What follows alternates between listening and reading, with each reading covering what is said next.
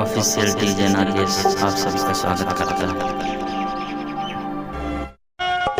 अरे मोर पहाड़मा नहीं आयो, मोर पहाड़मा नहीं आयो, मोर पहाड़मा नहीं आयो, आपके पहाड़मा नहीं आयो, मोर पहाड़मा नहीं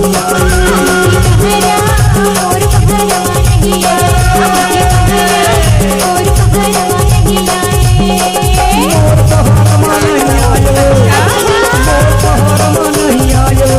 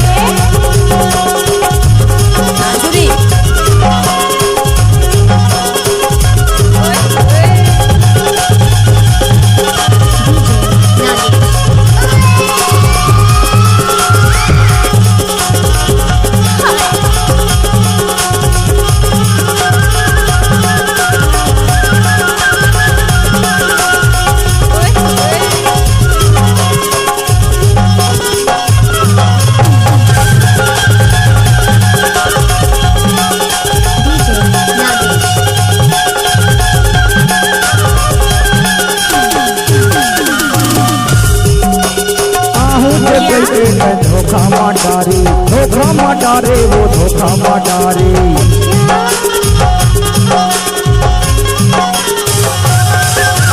मोला मोला के काबर नहीं आई, काबर नहीं आए वो काबर नहीं आई।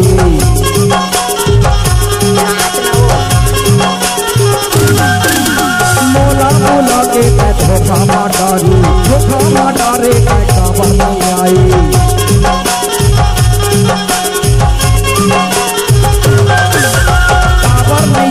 पर झूला करसाई, झूला करसाए पर झूला करसाई।